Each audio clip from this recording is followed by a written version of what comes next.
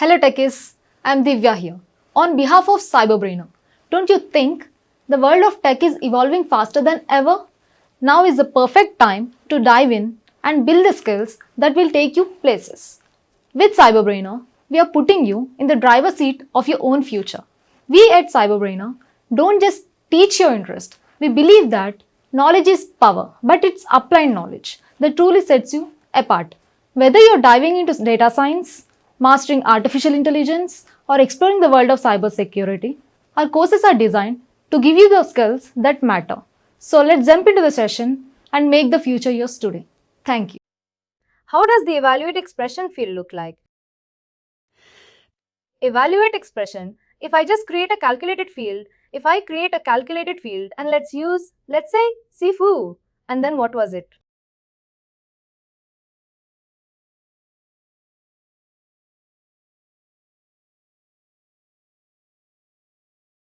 Let's say evolve. Let me create one just for testing. Worker and evolve expression.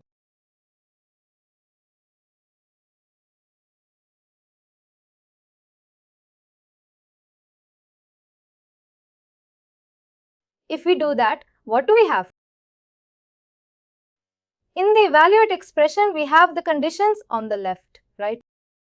If else this is a true, false or a boolean field. Remember that this field has to be a true, false field. This has to be. Let me put it like this. This is a boolean or a true, false field, correct. This is what it has to be here. And what happens in this one? The other one, return value. If condition is true, you can put in another calc field that gives the result correct.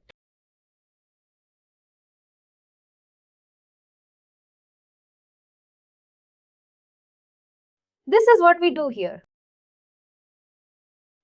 And we have to give the default value as well. We have to specify what is going to be your default value.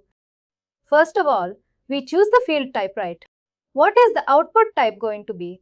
Let's say it is going to be text. If it is going to be text, then we also have to give the default value, isn't it? We have to give some default value in this particular field. And then we keep on putting the conditions like this. A boolean. If the condition is true, then another calculated field we have to put in that gives the result, right? This is how we built up the evaluate expression. And I gave you a tip about this evaluate expression one that has the better performance. What should you do? If you remember, if you have multiple conditions 1, 2, 3 and 4, what should you try to achieve? Which one should come first? The one which has the most number of instances or instances. Most number of instances or the most common one, right? That you expect, the most common one that you expect. That should be at the top because that would improve your performance drastically, right? Otherwise, what happens? If you just follow the logical order, which is again a very common thing to do, 0 to 1, 1 to 2, 2 to 3, 3 to 4, 4 to 5, right? It looks good. It is easy to read and on.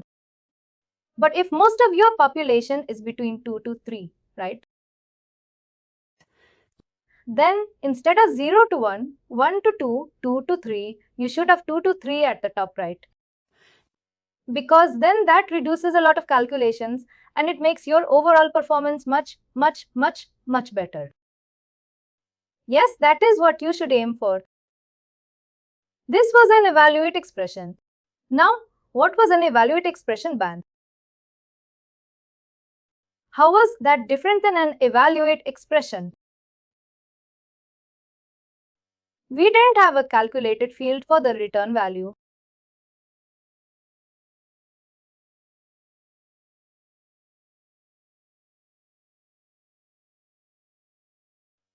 You can just type the value that you want in the output, isn't it? Very simple, straightforward. You do not have to create a calculated field and put it inside that calculated field, right? You do not have to derive that. Just whatever value you want, put it in the return value if condition is true, right? Similarly for the default value, just type it in. Do not have to store it or derive it using a calculated field. That's the best part about evaluate expression band. Then we talked about lookup range band. What was that? What is a lookup range band? What does it do?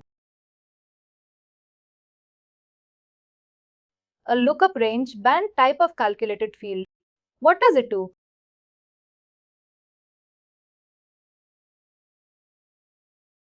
It's typically used for numeric instances. Numeric fields. Correct. What does it do? It converts the numeric range, into the bands that we want. Perfect. It converts the numeric ranges into bands. If it was a range maybe if it's a numeric range, any example of a numeric range? And if any data that can be numeric, that can assume any value. You have worked with some of that, like the number of years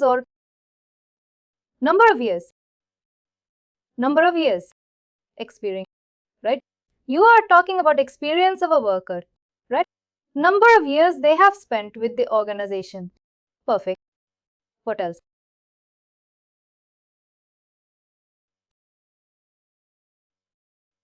Age is a numeric value.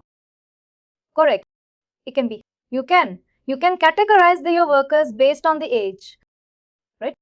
Let's say you have workers between 22 to let's say 65 years of age. That is your range. Between 22 to 30, you have categorized as one. Between 30 and 40, 50 to 60, 60 to 65. You can categorize your workers based on the age. Perfect. What else? Any other example? Salary or compensation?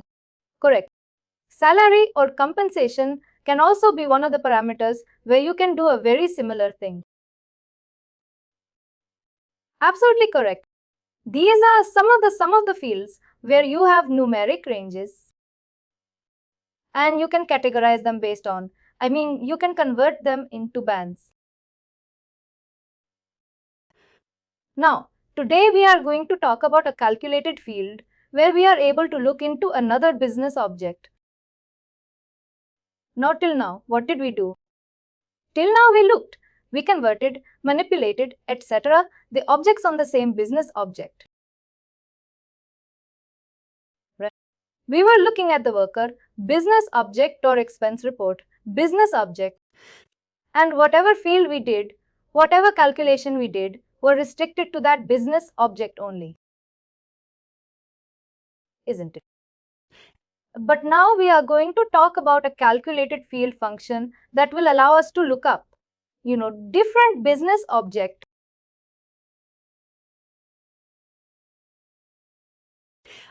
Let's go back in time and discuss and quickly remind ourselves about the dependent and the worker, that example that we did when we were talking about reports. The dependent information. Where is it? In which business object?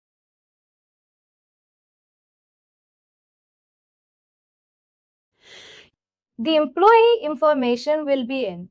First of all, tell me employee information would be in which business object? The worker business object, right? The worker business object. And the dependent information will be where? Name, age, dependent information. The dependent name, dependent age, phone number in the employee information only.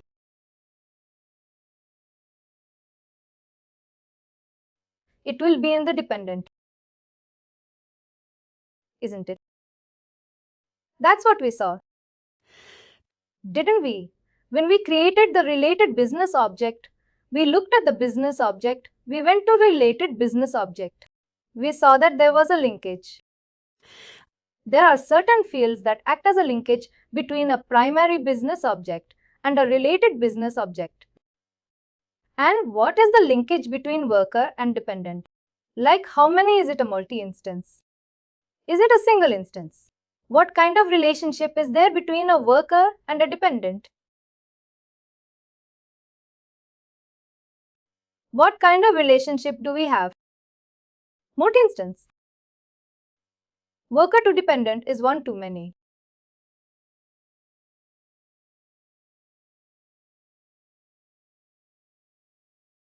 Isn't it? One too many or multi-instance. Because one worker may have multiple dependents. Correct. Let's say I want salary before I go there.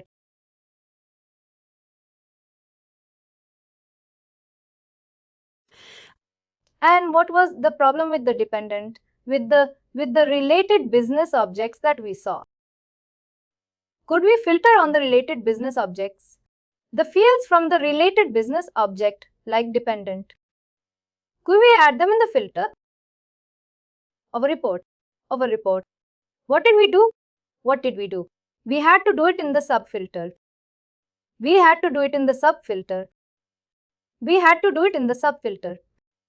Now there were certain issues and challenges with the one in the subfilter. What if we do not want something? What if we do not want? We completely want to eliminate that record. Right. It becomes difficult if it is only in the subfilter. It is always better if we have some way of bringing that information from the related business object onto the primary business object.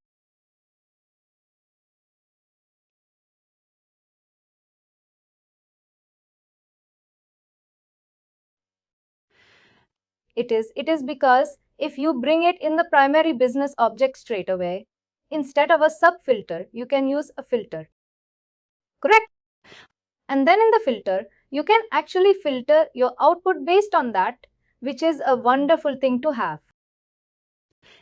And also you would be able to take some related actions, etc. directly from that output itself.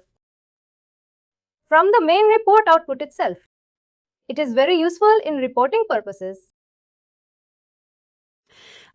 And also sometimes what happens? You have to do some calculation for your integrations, for your EAVs, for your core connectors, where you have to get the information from the related business object and put it in the main or primary business object. Here, what we are trying to do is we are going to find out what is the age of the eldest dependent.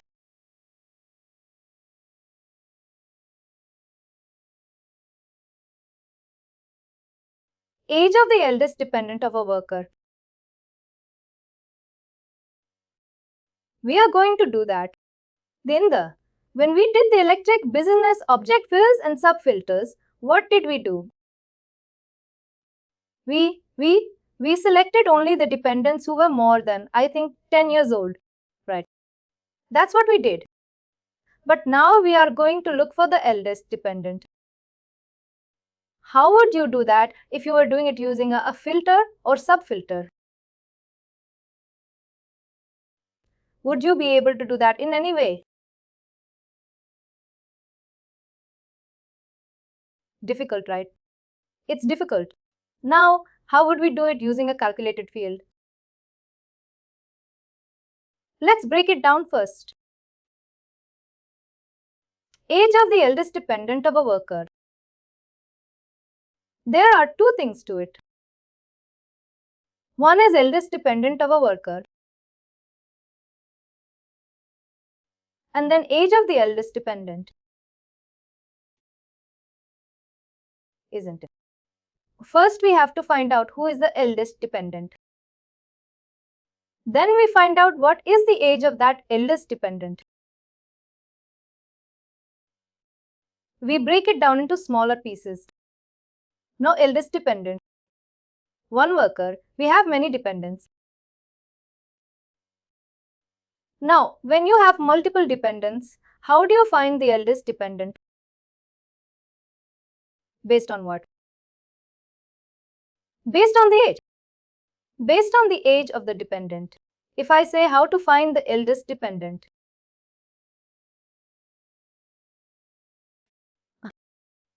First of all, we will find it on the basis of the age of the dependent. Correct.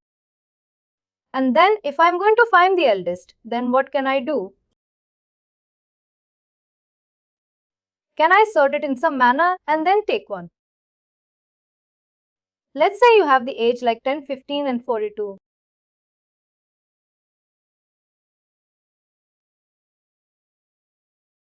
Correct. This is how you have it.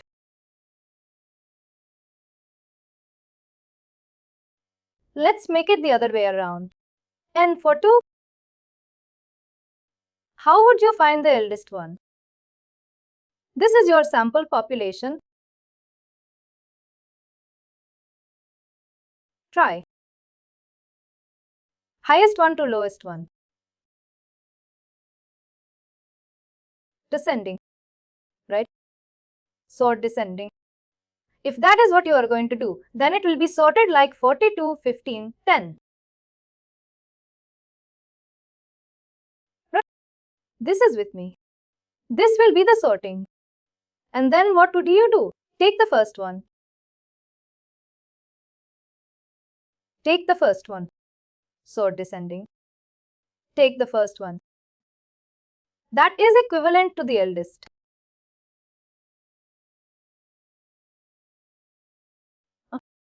This is the eldest. If somebody has only one dependent age 35, will our logic work in that case as well?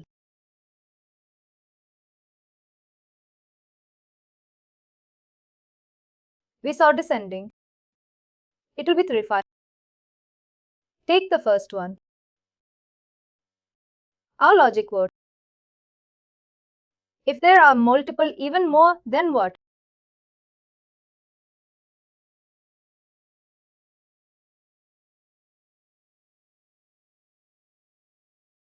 What if we have 42 twice? What if we have 42 twice? Very interesting. That is difficult. That is seriously difficult. Or maybe let's remove the 63. Then you have to return both their names.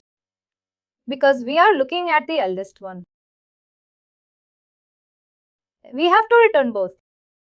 But then we have to find out, is there any other way of matching or maybe of having a tie break? Like if there is a tie, then how to break the tie? Then we have to think of some other logic. Of course. Like, is it based on the name or maybe the relationship?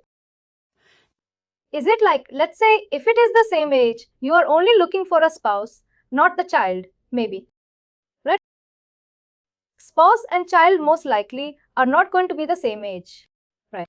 But if there are multiple dependents, maybe you give a higher priority to the spouse. In that case, you have to think of another factor to act as a tiebreaker. But in this case, let's say even if you have more numbers like 40, 43, 75, 82 and on. If one worker has many dependents with these are their ages, will our logic still work? Sort descending, take the first one.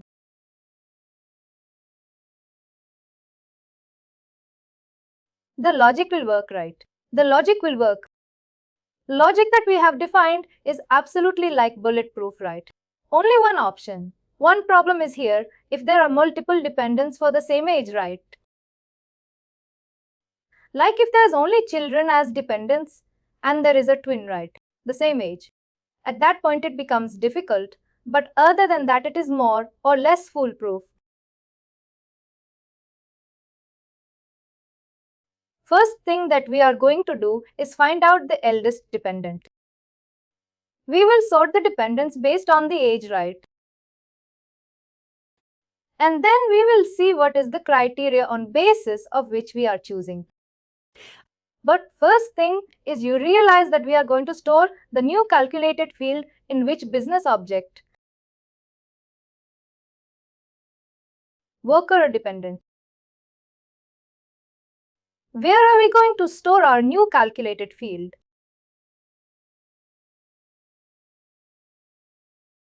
the worker. But does the worker business object have the information about the dependent's age? No, it doesn't. The answer is no, right?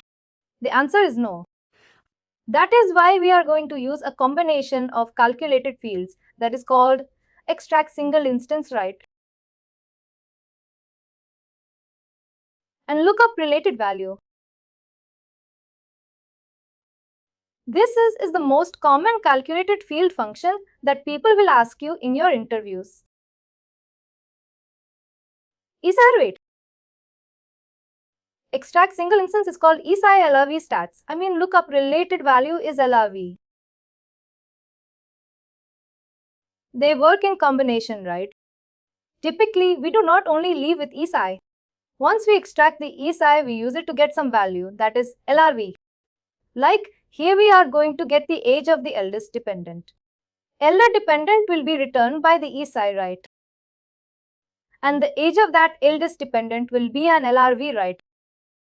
This will be a very common question. ESI, it will allow you to extract the instance of an object from a related business object based on some criteria. That is what ESI is all about, right? And once you extract the single instance, one particular occurrence of that particular object, then you look up another value related to that using an LRV. Whenever I say extract single instance, that means it is looking up a field which is typically multi-instance. I am extracting one single instance from that. Isn't it based on my criteria? Like this one, age of the eldest dependent of a worker. Typically, a worker may have multiple dependents. I am only looking for one particular instance of that particular dependent. Correct. Typically, this field is going to be a multi-instance. I only want to extract one single instance of that particular multi-instance object. Let's see how we create that. Let's remind ourselves about how the data looked like. I think we created a report in which we had the dependent information. Let me see if we can find it.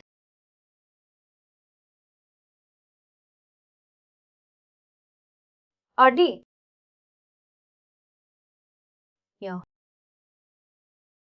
Let's see what are the reports. Base pay details. Was it base pay?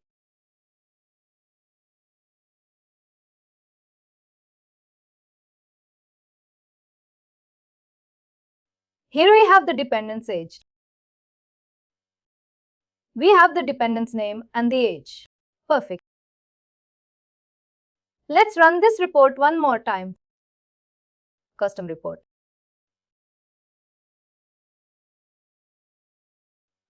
We have a filter.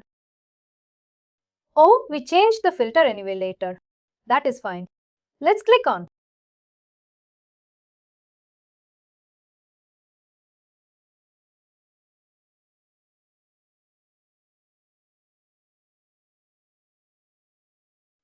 I don't think we will get good data with this.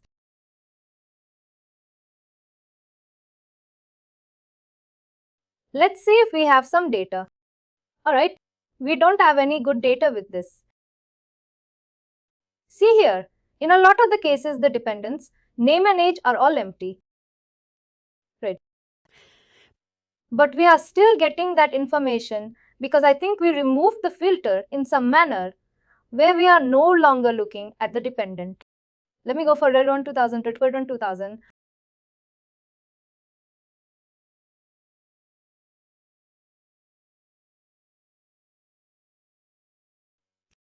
Let's look at this information. This one should have a lot of good workers with a lot of dependents. You look at this worker, Logan McNeil. Logan McNeil has how many dependents? Right. Anna, Megan, Pat, who are more than 10 years old. Right. Here we have Max Schneider. He has 3 dependents: Gabriella, Nadia, and Stefan. And this is their age.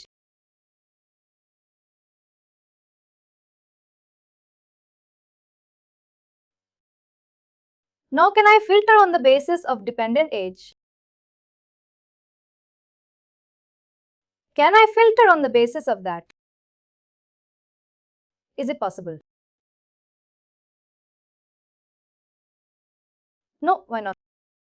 Because they are in the subfilter. They are in the subfilter. Like, that's why I cannot do anything. I mean, I can put it in the subfilter, yes, but not in the main filter. If I want to have, let's say, Anna's name, or maybe not Anna, let's say Pat McNeil's name, or maybe Pablo's name, in the main business object, in the primary business object that I am able to filter on their names, or maybe on their ages.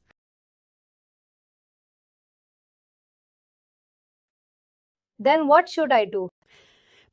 I need to bring them over from the related business object to the main business object, and for that I have to use the calculation, that is, extract single instance and then use an LRV on top of it. Now let's quickly create a calculated field, that is an extract single instance. First is ESI, then we will use the ESI to extract the related value.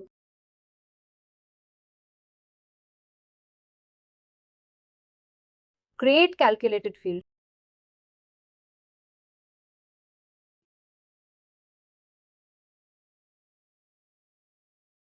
And there we give the name CF view ESI, right?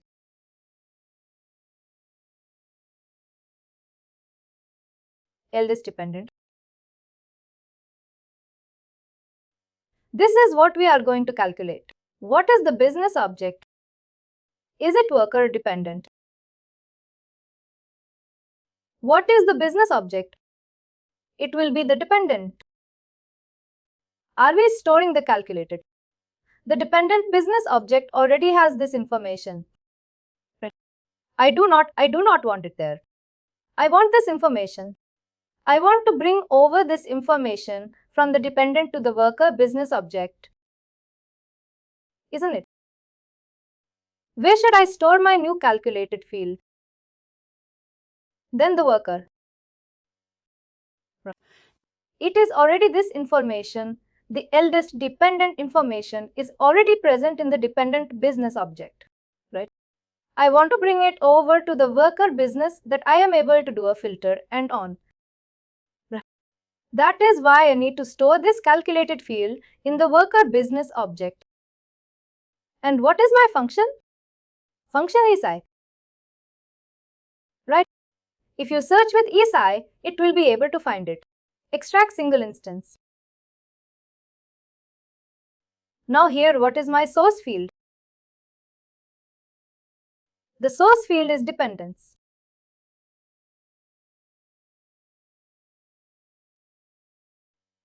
It is a multi-instance field.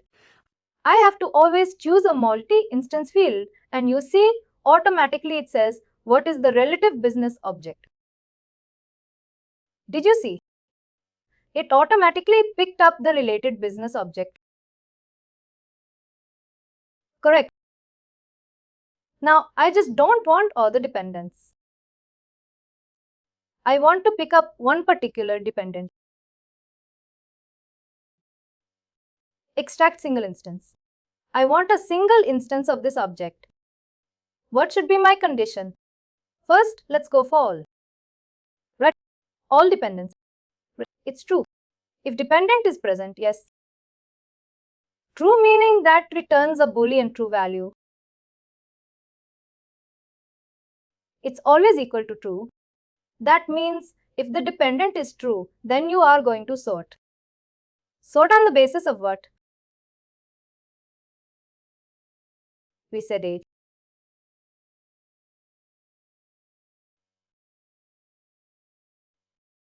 Yes. Yes. Do you want to say something?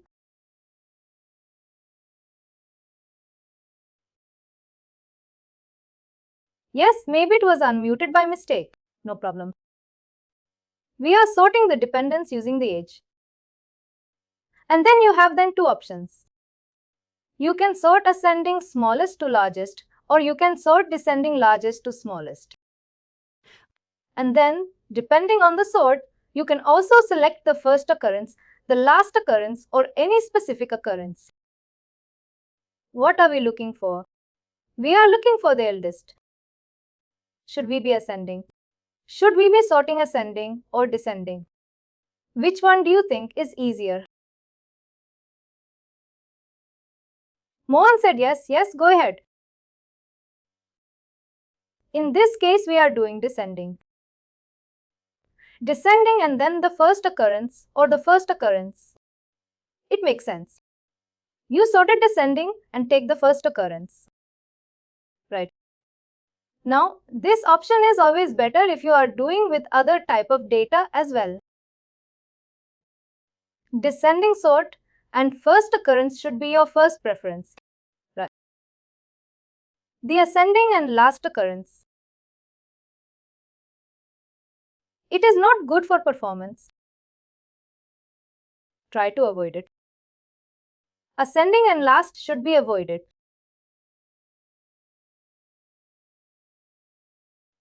Sorting and last occurrence is not the recommended approach. It is still there because in some cases you might require it, but most of the cases you should go for descending sort. First occurrence. That is again links to performance. If I click on, you are looking at all your dependents, right? All your dependents, and you are sorting on the basis of the age. What if instead of eldest dependent, I asked you eldest child or eldest dependent child?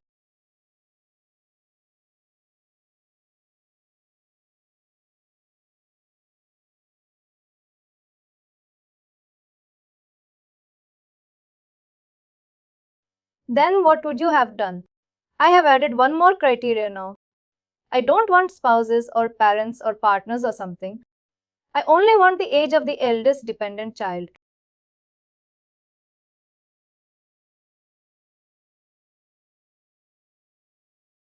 Do you want me to do this?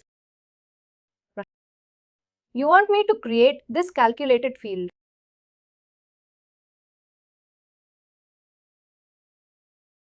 Let's take up this challenge then. What can we change here in this calculation, in this calculated field? What can we change to get the child eldest child?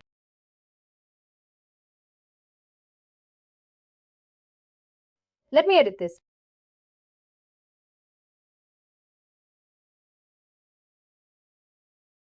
Think about it. Let's say eldest dependent child, right, is what we are looking for.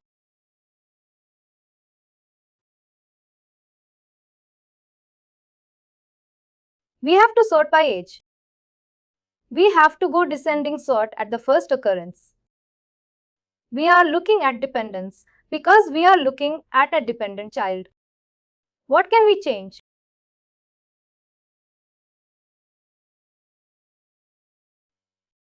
I think we can go with additional. We will change the condition. As of now, what is the condition? It says it's true. Right. That means if there is a dependent sort, it's sort descending and get the first occurrence. Now we have no way to distinguish between a spouse versus a child. What if we only filter in the condition, we only filter the children? Isn't it? Then that would work. Let's go to create calculated field and let's do it like this.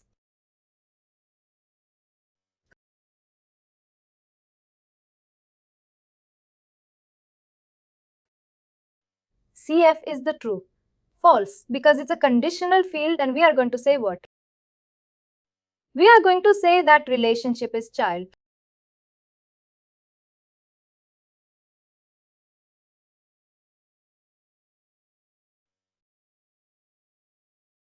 Dependent relationship is child.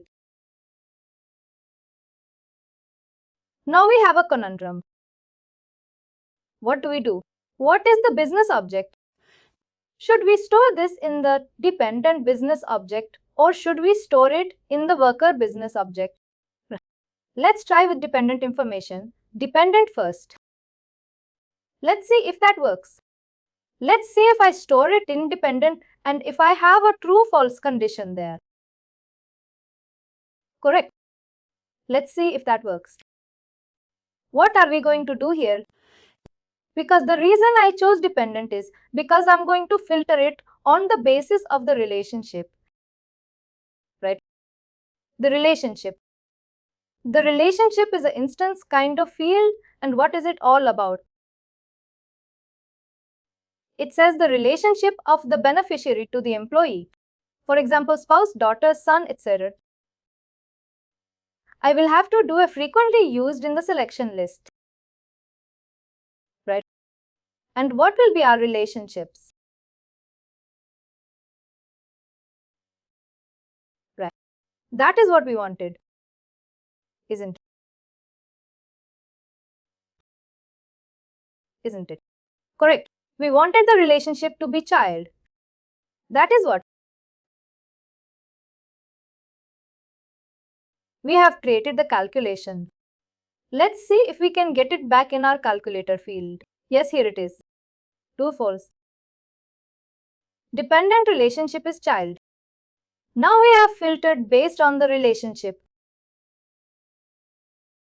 Right?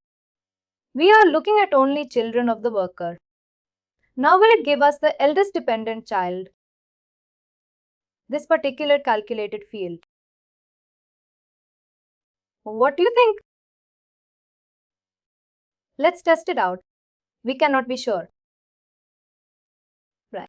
Let's test it out. Let's copy this calculated field. And let's go back to our report, which is base paid details report. Let's try to go to custom report and edit.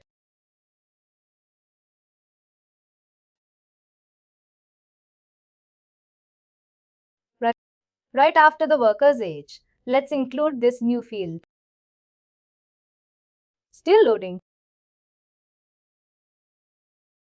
Is it loading? Here it is. Right after the worker's age. Let's add a row. Now again, let me ask you this. Should this new field be in the worker business object or dependence business object? Where did we store it? We stored it in the worker business object, correct? Because it's an ASI. Worker business object, and we will call it as eldest dependent child.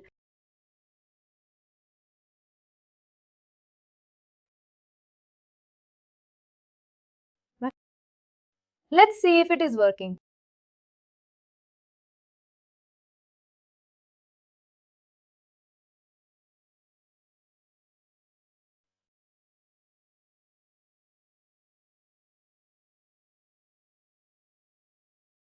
$2,000 to 31,000.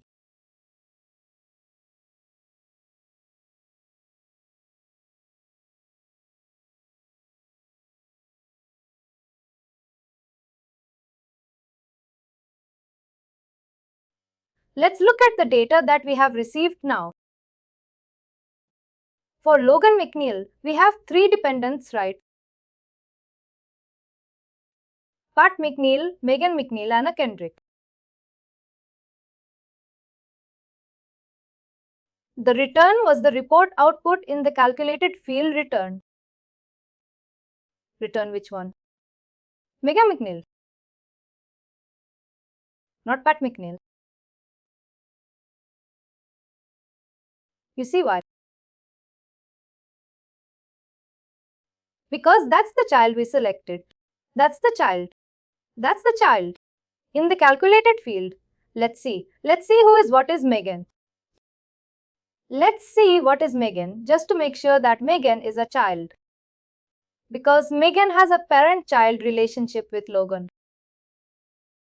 Megan is Logan's child as per the relationship. Let's see that just to verify that we have the right information. It is Megan McNeil. This is a dependent. The relationship is child. And related to which worker? Logan Mill. The age is 22 years, 7 months and 14 days. Right. We have this information. Megan McNeil is Logan McNeil's child. Similarly, Stefan Schneider. We did not get the information for Gabriella. Gabriel is 50. We are looking for the eldest dependent, but not any eldest dependent child. When we looked at the condition, we added a filter criteria there. We said that you have to give me, you give me the eldest dependent, but only if it's a child. That is what we have put in as a condition. Understood what this works? Now can we do one quick trick? Now if I want to remove the records where we don't have a dependent information, can I filter them out? Very easily. How will I do that? How will I filter out the records where we do not have an eldest dependent as a child?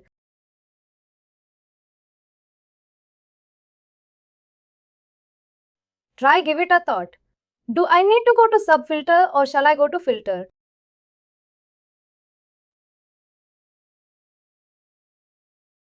We go in the filter. Let's go to the filter. And let's add a row. Let's add a row. And what is the field? Let's look at fields on the report. Shall we be able to see the field on the report? Where is it? Here it is. Right.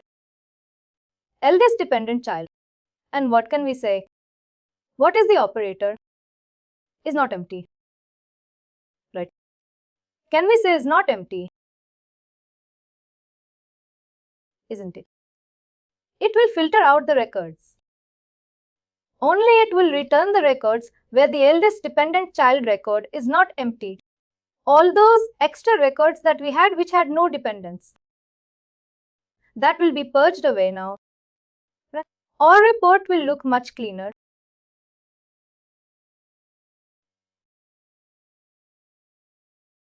Let's try. Absolute. We only have 9 items. Our report is much cleaner. Here we have Logan McNeil and then we have Megan. Megan is there. We have Stefan. Have Juan Carlos Serrano, which is Teresa Serrano's child. Right? We have it. Absolutely. Now, what are we going to do? We have some information now, but we have to take it to the next level. That is, we want to find out the age of this child.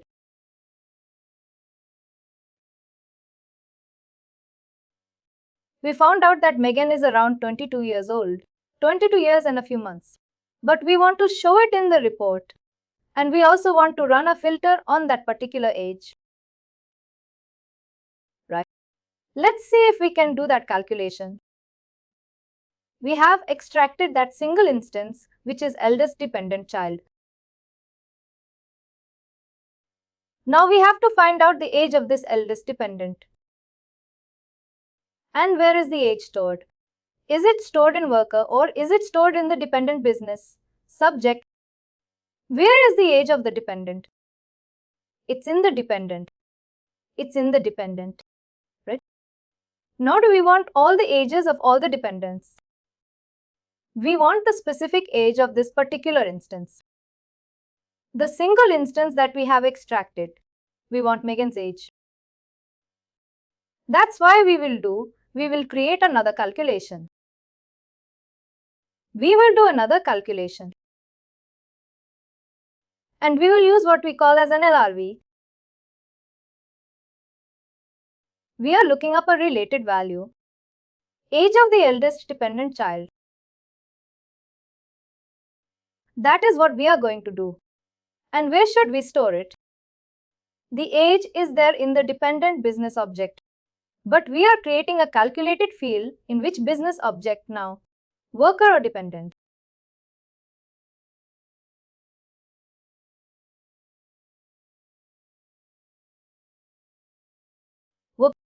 think about worker, because we want the information in the worker business object. The information is already there in the dependent business object. We are pulling it from there.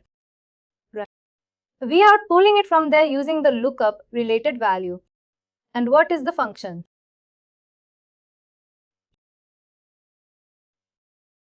Lookup related value is our function. What is the lookup field? Can we say this? Eldest dependent child. The moment I choose the dependent child, you see the related business object is dependent, because it knows that this ESI is linked to the dependent business object. Although this particular ESI is in the worker business object, but the business object is worker. Make no mistake. This ESI is stored in the worker business object, but we are extracting information from a related business object. That is what we are doing. That's why it says the related business object is dependent, not anything else. Dependent. Return. What do you want? Which value do you want from the dependent business object? What field is it? Come on. Which field do we want to get from the dependent business object? Age. If I look at age, is it the age of the worker? No, it's the age of the dependent. We have actually got the age of the dependent. Which dependent's age? The dependent that we have identified using the ESI, the eldest dependent. Now we have got the age of the eldest dependent child.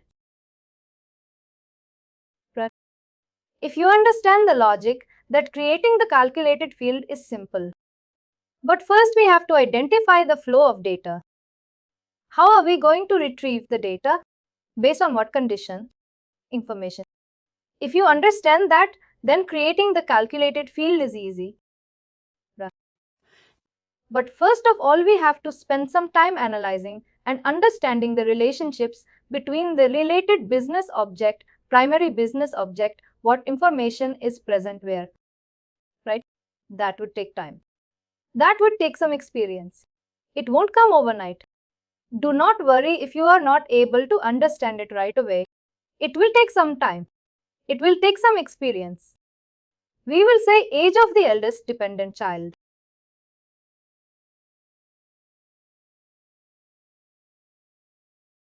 Alright. Now let's run it one more time.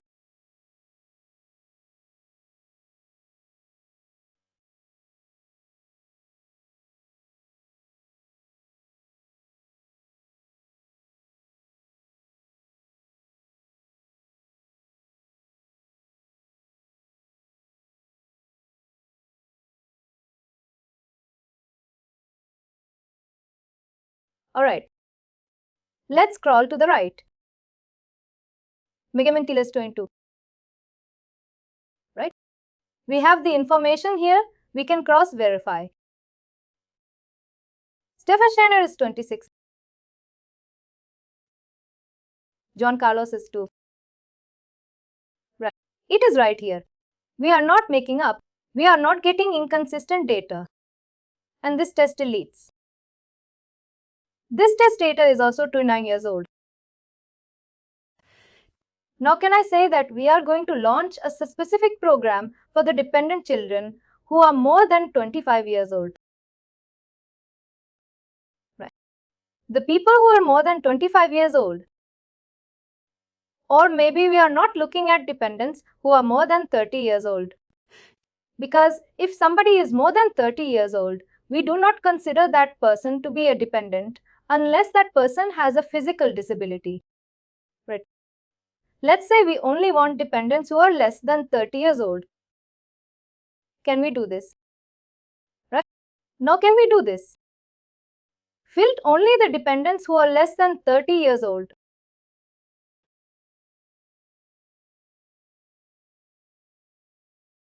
How should we do this?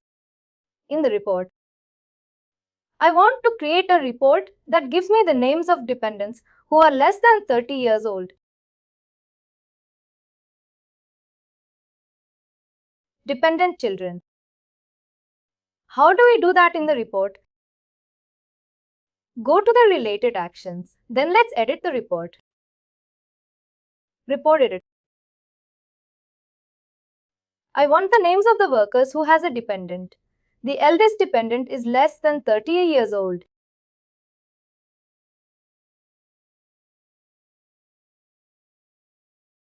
Come on. This is easy.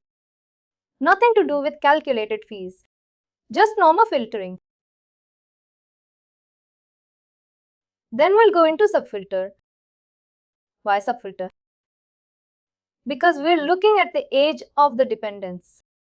I am only looking at the age of the eldest child. Less than 30 years old. Eldest child less than 30. That is what we want. We go to filter. And then we add a condition here. And what do we want? Fields on the report. Age of the eldest dependent child. It's a numeric field. What can we say? Less than or equal to. Less than or equal to. And here in the value we provided 30. That's all. That's it.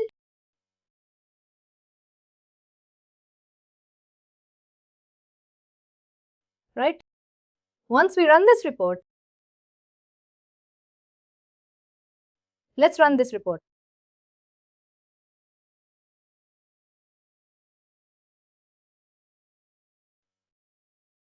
The same data set that we were using prior. Let's just use it one more time. I think just one record will go away. Right? The rest of them will remain. We had one dependent with 32 years old who was 32. We have filtered that particular record out. Now Megan is 22 less than 30. Stefan 20 less than 30. This test is less than 30. This is what we have created. Understood how we are able to do this.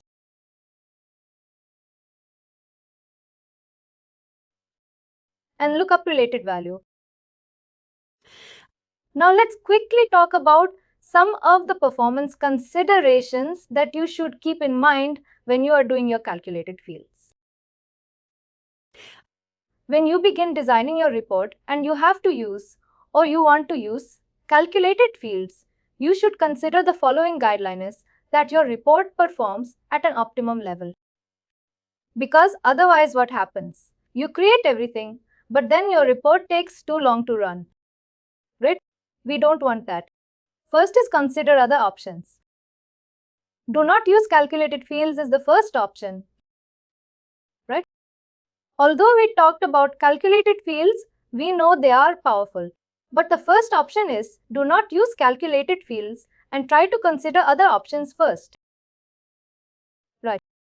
Make sure that there are not delivered fields that you can use. And if there is a delivered field already, why not use that? Maybe it's a worked to delivered field. It's just that we are not able to find it. But try with different names. Try rewording your searches. If you are looking at compensation, right? Try remuneration. Try base pay. Try salary. Try monetary allowance. Try whatever. Anything, any word that you can think of in terms of compensation. Try to come up with different words. Right. Try rewording your searches to make sure you aren't missing a field that is already available. That is our first criteria. We will not create calculated fields just for the sake of it. No, do not do that. Always look for existing fields. It can be an existing calculated field. It can be an existing Workday delivered field. Try to search that first. Then utilize sub-filters and related objects to avoid building calculated fields if possible. If you want to run a report, do some filtering, try to use related business objects, etc. to avoid building new calculated fields, because calculated fields are resource intensive.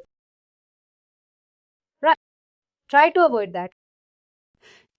If it is not absolutely possible, you have to create a calculated field. Only then go ahead and create a calculated field.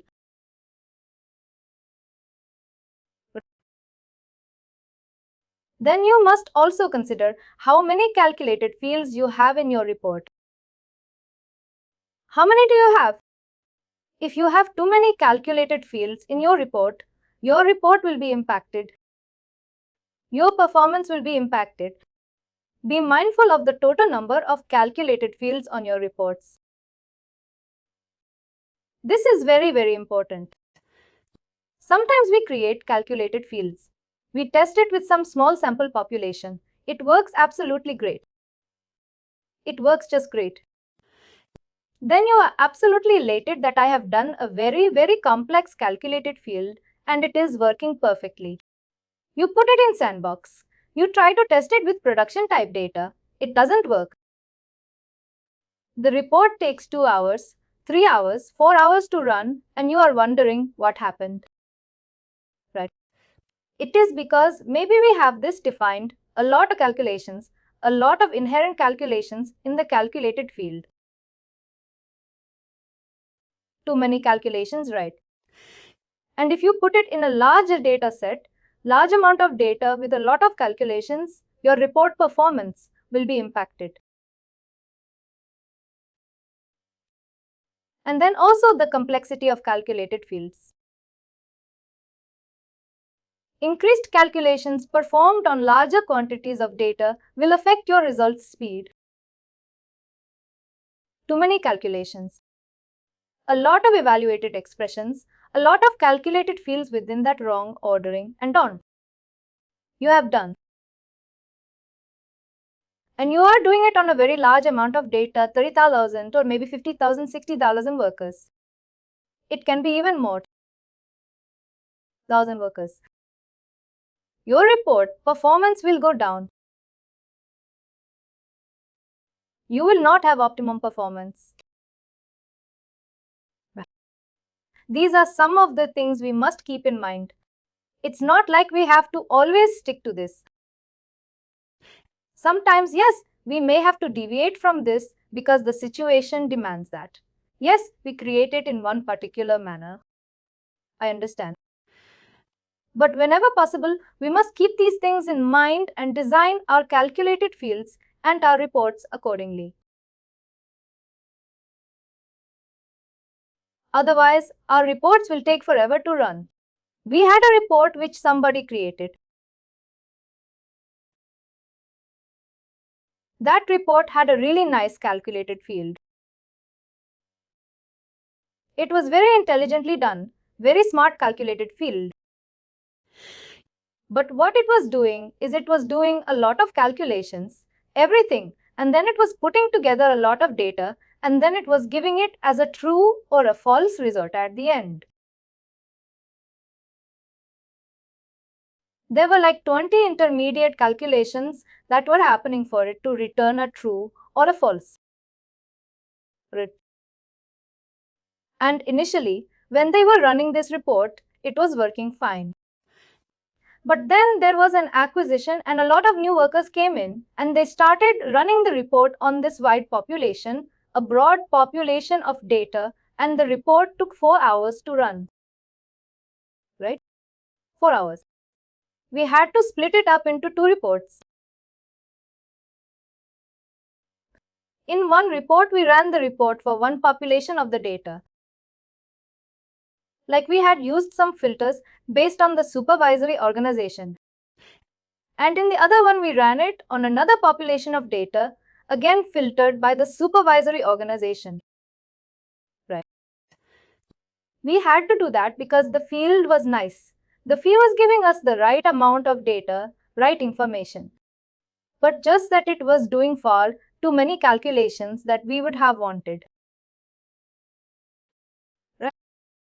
It was very, very bad in terms of performance. This is also something that we must keep in mind.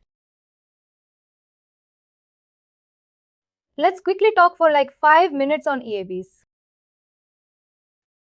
We will talk about EABs, outbound EABs with transformation. We will look at inbound EABs and how to load the data using EIBs. And we will have a quick question at the end. Enterprise Interface Builder. What is an Enterprise Interface Builder or an EIB? And the Enterprise Interface Builder allows the users to perform simple and secure integrations with Workday. Now, what is an integration? Does anyone remember what did we talk about when we said integration? Integration. What is an integration? Importing the data. Importing data. Is it always? Or in more generic terms, what can we say about an integration? Collection of data. And we process not a collection of data. It is like exchange of information. Exchange of data to be more precise. Exchange of data between whom or what? Exchange of data between whom or what?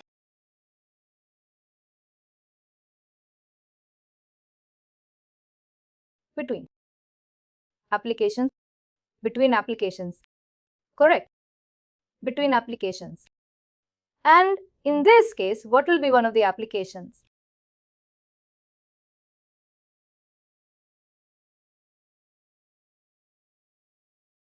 Work. Are we concerned about information exchange between SAP and Oracle? Not too much. Right. Not too much. We are not concerned about that. We are concerned about information exchange between Workday and any other external system. Right.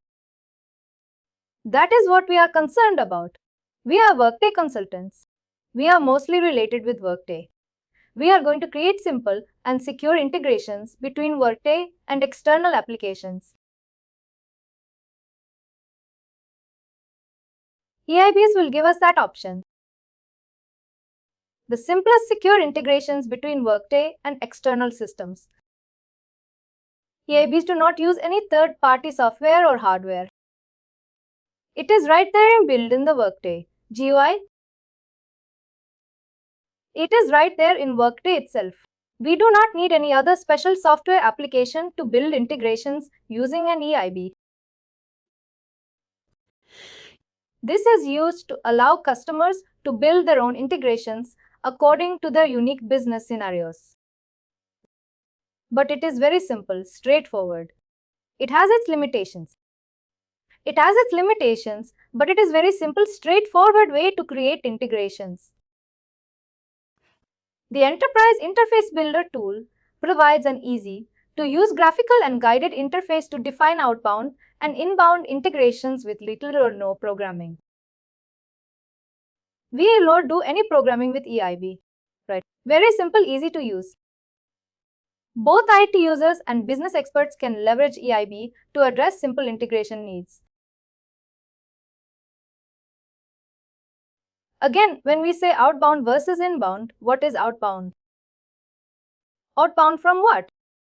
Oh, outbound. Outbound means what?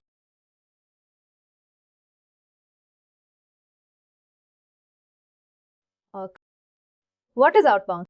Information going out of Workday. Information going out of Workday to an external system.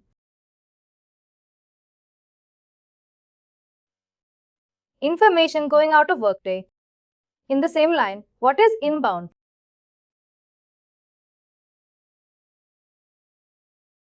Information into Workday. Information coming into Workday from an external system. Right. And then when we started our discussion on integrations, like we started with calculated fields and reports, when we started that, I think I spent some time telling you about information exchange. the important steps of any information exchange. What are the 3 steps of any information exchange?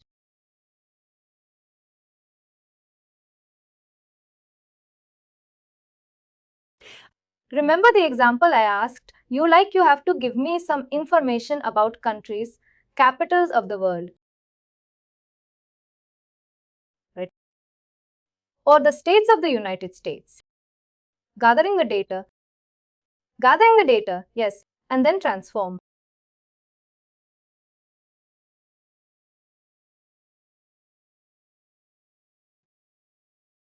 Transform or convert or transfer.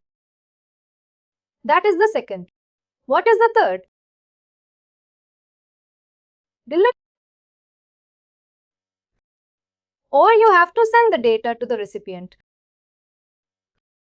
Isn't it? Isn't that what we discussed? Any integration will have 3 steps. First, you have to get the data from somewhere, isn't it? Some of you said, we will Google the data. Absolutely. You can get the data from somewhere. Then the second step. The second step would be to modify the data or translate the data or transform the data into a format expected by the recipient.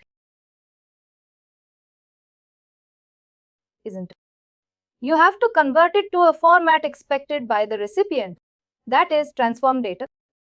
The third step will be to send the data to the recipient or to deliver the data. When we create an integration using EIB, we will see these 3 steps there as well. Get data, transform data, deliver data. These are the 3 components in an EIB design pattern. What we are going to do is we are going to configure these 3 steps. Where are we going to get the data from? That is something we have to configure. Do we need transformation? If yes, configure that. If no, leave it blank. And then deliver the data. How are we going to send the data to an external system? We have to configure that as well. Once we do these 3 steps, our EIB is ready. We are going to start exchanging information from Workday with an external system. Thank you. Please do like, share and subscribe to our channel.